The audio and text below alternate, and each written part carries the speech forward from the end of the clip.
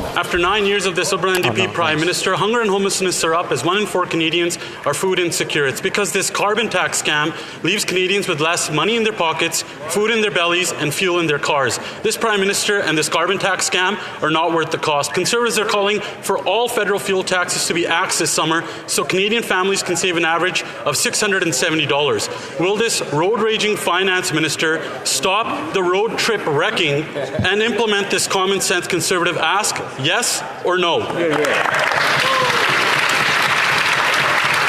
The Honourable Minister of Finance and Deputy Prime Minister. Mr. Speaker, the only thing the Conservatives believe in is austerity, and the only thing they know how to do is cut, cut, cut.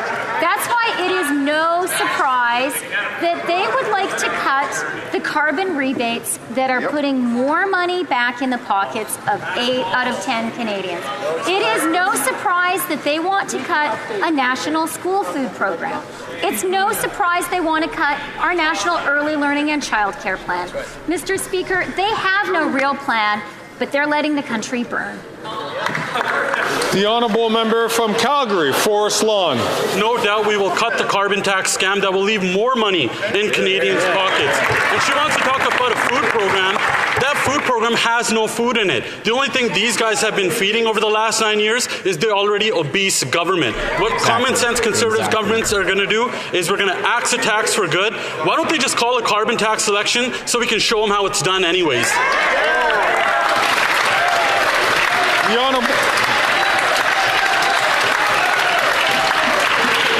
Honourable Minister for Natural Resources and Energy. Thank you, Mr. Speaker.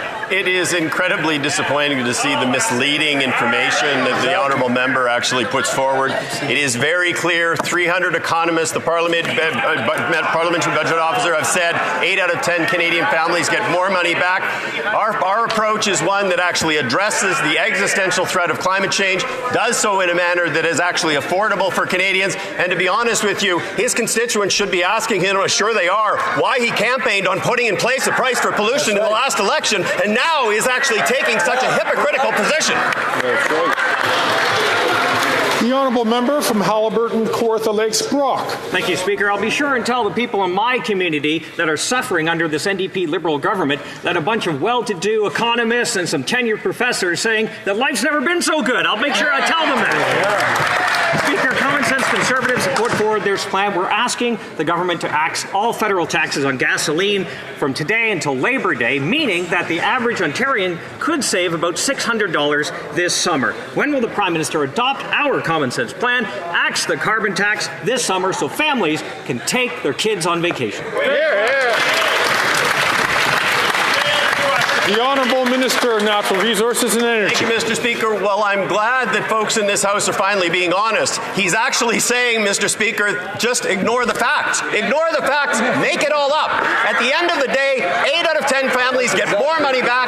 Every reputable authority actually says that. It's only the Conservatives who campaigned on the basis of putting in a price on pollution, who've now changed their mind, have no plan for climate except to let the planet burn, would take the position like that.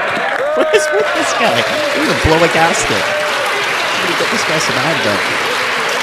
The Honourable Member from Haliburton, Kawartha Lakes, Brock. Speaker, the facts are food bank usage is at the highest level it's ever been, and that's because of policies by this NDP Liberal government. In fact, this summer, my community that relies on tourism is being punished because the Liberals refuse to reduce their carbon tax. Canadians can actually save money. In Ontario, approximately $600 from today until Labor Day could be saved if the Liberals reduce the tax on all gasoline. Now, Speaker, when will Liberals accept this and give Ontarians a break who just want a vacation this summer?